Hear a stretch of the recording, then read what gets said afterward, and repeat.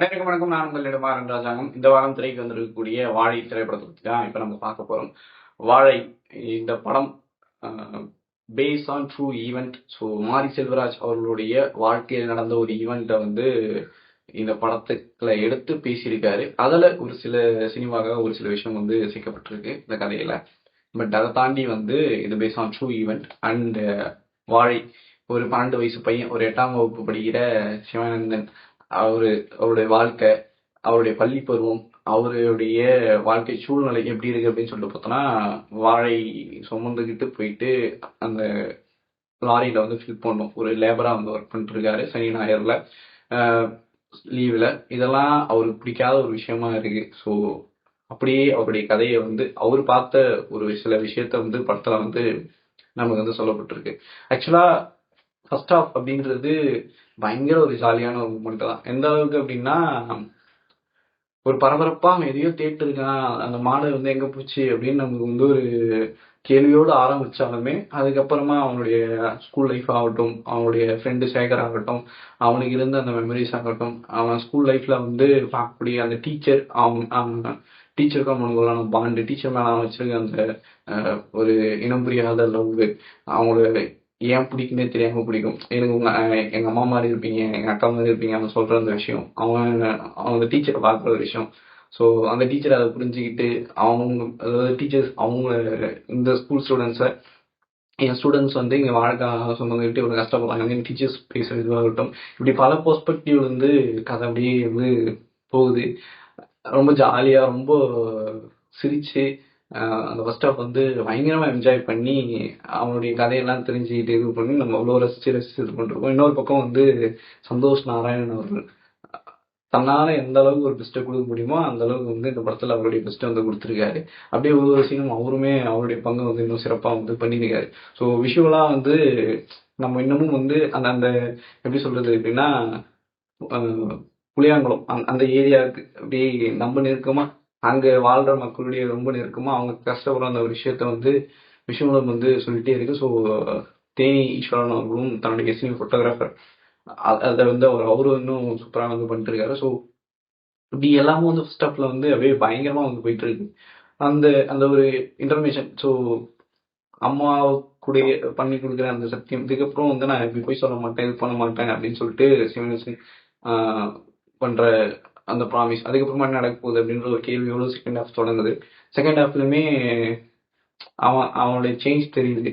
அங்கங்க சின்ன சின்ன அந்த ஸ்கூல் பருவத்துல நடக்கிற ஒரு விஷயம், எதிர்பார்க்காத ஒரு சில சம்பவங்கள் அப்படின்னு சொல்லிட்டு இதுவாகுது. இந்த செகண்ட் ஹாஃப் கிளைமேக்ஸ் இப்படி முடியும்னு தெரியல. அவன் அந்த அந்த எப்படி சொல்றதுன்னா, அந்த ஒரு பக்கம் வந்து நம்ம என்ஜாய் பண்ணிருக்கோம். செகண்ட் ஹாஃப்மே வந்து அவ்வளோ ஒரு என்ஜாய்மெண்ட்டா வந்து பார்த்தீங்கன்னா, அந்த ஸ்கூல் போர்ஷன்ஸ் வரும்போது அவன் டான்ஸ்ல கலந்துட்டு ப்ராக்டிஸ் பண்ணும்போது, அந்த டீச்சர் பூங்குடி டீச்சர் வந்து அவனுக்கு டான்ஸ் சொல்லி, நம்ம சிவானந்தனுக்கு வந்து டான்ஸ் சொல்லி தரும்போது அதை வந்து பயங்கரமா நம்ம என்ஜாய் பண்ணி இது பண்றோம்.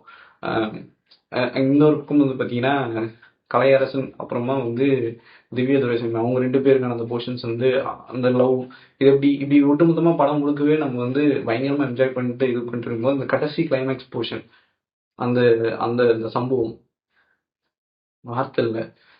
சிவனந்தா வந்து ஸ்கூல் போயிட்டு அங்க வந்து அவனுடைய பிரச்சனை பெரும் பிரச்சனையாயிரு, அவனுக்கு சாப்பிடாம இருந்து அந்த மயக்கம், அவன் இந்த இதுல இருந்து தப்பிச்சான்னு நினைச்சு சந்தோஷப்படுறதா, இல்ல இவ்வளவு பெரிய சம்பவம் நடந்ததே அப்படின்னு சொல்லிட்டு நம்மளால வந்து இது பண்றதான்னு எதுவுமே புரியாம அவன் அவன் அவ்வளவு கஷ்டப்படுறத பார்த்துட்டு சுத்தமா வார்த்தையே இல்லை. அப்படிதான் இருந்துச்சு எனக்கு. தர சரியா தண்ணி உழுவிட்டு இருக்கு, என்னால முடியல, அழுதுகிட்டே இருக்கேன். ஃப்ரேமை பார்த்துட்டு அப்படியே அழுதுகிட்டே இருக்கேன்.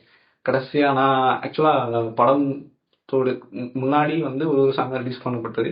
அதுல அந்த பாவத்தி சாங் கடைசியா வரக்கூடிய அந்த சாங்ல வந்து அது ஒரு மாதிரி ஃபீல் தந்தாலுமே அது ஒரு ஒரு வைப் தரும். ஒரு நம்ம டான்ஸ் ஆடக்கூடிய அந்த வைப் வந்து வந்துடும்.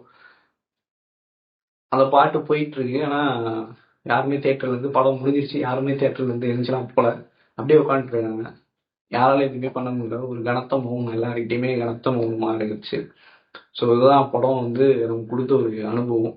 அந்த படம் சொன்ன கதையில இருந்து எனக்கு ஒரு விஷயம் தான் தோணுச்சு. இவ்வளோ நாள், அதாவது இந்த வாழை வருவதற்கு முன்னாடி வரையும் மாரி செல்வராஜ வந்து எந்த அளவுக்கெல்லாம் பேச முடியுமோ அந்த அளவுக்குலாம் பேசியிருந்தாங்க. மாரி சொல்ற அந்த விஷயத்த கேட்காம இவன் எப்படி பேசலாம் அப்படின்ற அளவுக்கு தான் மாரி செல்வராஜ் அவர்கள் வந்து பேசிட்டு இருந்தாங்க. பரியரும் பெருமாள் வந்தப்பவும் சரி, இல்ல கர்ணன் வந்தப்பவும் சரி, மாமன்னன் வந்தப்பவும் சரி, இதெல்லாம் பேசுறதுக்கு நீ யாரு நீ யாரு அப்படின்னு சொல்லிட்டு கேட்டுக்கிட்டே இருந்தாங்க. பட் இந்த படத்துல பார்த்து முடிச்ச அப்புறமா அந்த வலி அவர் பட்ட அந்த கஷ்டத்துல இருந்து இந்த படத்தை பார்க்கும்போது அவர் சொன்ன மாதிரி இப்படி ஷெஃபிள் பண்ணிக்கலாம். வாழை, பரி கர்ணன், பரியேறும் பெருமாள், மாமன்னன் இப்படி ஷஃபிள் பண்ணிக்கலாம். இப்படி ஷஃபிள் பண்ணி பார்க்கும்போது தான் அந்த மனுஷன் எவ்வளவு வழியில தாண்டி வந்து இந்த இடத்துல நிற்கிறாங்க அப்படின்னு சொல்லிட்டு நமக்கு தோணுது. இப்பயுமே பிரச்சனை யாருக்கிட்ட அப்படின்னு சொல்லிட்டு நம்ம நம்ம மனசளவு வந்து கொஞ்சம் யோசிச்சு நல்லா உருக்கமா படத்தை பார்க்கும்பொழுது நமக்கு ஆட்டோமேட்டிக்கா புரியும். ஒரு எதை சொல்ல வராரு இவ்வளோ நாளா அப்படின்றது வந்து நமக்கு வந்து புரியும். ஸோ இதெல்லாம் நானும் சொல்ல வரேன். கம்ப்ளீட்டா ஒருத்தரை மட்டுமே ப்ளேம் பண்ணி இங்கே எதுவுமே இதுவாக போகிறதில்ல. நம்மளும் மாறணும் அப்படின்னு நான் சொல்லிக்கிறேன். எனக்கு வேற என்ன சொல்றது அப்படின்னு சொல்லிட்டு தெரியல. பட் வாழைன்னு அந்த படத்தை வந்து கண்டிப்பாக நீங்கள் போயிட்டு தேட்டரில் போய் பாருங்க. எனக்கு வந்து என்ன வார்த்தை சொல்லி முடிக்கிறதுலாம் தெரில.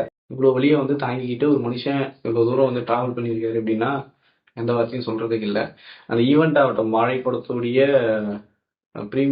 ப்ரீமியம் ஷோ போட்டுட்டு வாழைப்படத்துடைய ப்ரீமியம் ஷோ வந்து போட்டுட்டு அதுக்கப்புறமா வந்து ஒவ்வொரு டேரக்டர்ஸுமே அவங்க நேரம் பேசினாங்க. சிலது வந்து ஜாலியாக இருந்துச்சு. மிஷ்கின் வந்து அவங்க நேரம் பேசினாரு, வெற்றிமாறன் பேசினாரு, இப்படி நிறைய பேர் வந்து பேசிக்கிட்டே இருந்தாங்க. பேசும்போதெல்லாம் இது பண்ணாங்க. இப்போ கூட ரிலீஸ் ஆகிட்டு அதுக்கப்புறமா ரிலீஸ் ஆகிறதுக்கு முன்னாடி பாலா சார் வந்து ஹக் பண்ணி ஒரு கிஸ் பண்ணிட்டு எதுவுமே சொல்லாம அமைதியா உட்காந்துட்டு போனாரு. இப்படி பல பேர் வந்து நம்ம பார்த்துருப்போம். சூரி அவர்கள் வந்து கட்டிப்பிடிச்சு ஒரு பல முத்தங்கள் கொடுத்துட்டு போனாரு. இதெல்லாம் ஏன் நடந்துச்சு அப்படின்னா இந்த படம் பார்த்து முடிச்சுட்டு அழுதுகிட்டே வெளியே வரும்போது நமக்கு ஏன் இதெல்லாம் பண்ணாங்க அப்படின்னு சொல்லிட்டு தெரியும். ஸோ அதான் போயிட்டு படம் பாருங்க. படம் பார்த்துட்டு உங்களுக்கு எந்த மாதிரியான ஒரு ஃபீல் கிடைக்குது அப்படின்றத கீழே வந்து கமெண்ட் பண்ணுங்க. அண்ட் இந்த வீடியோ உங்களுக்கு பிடிச்சிருந்துச்சுன்னா லைக் பண்ணுங்க, ஷேர் பண்ணுங்க. மறக்காம வந்து புலிகேஸ் சேனல் வந்து சப்ஸ்கிரைப் பண்ணுங்க. நன்றி, வணக்கம்.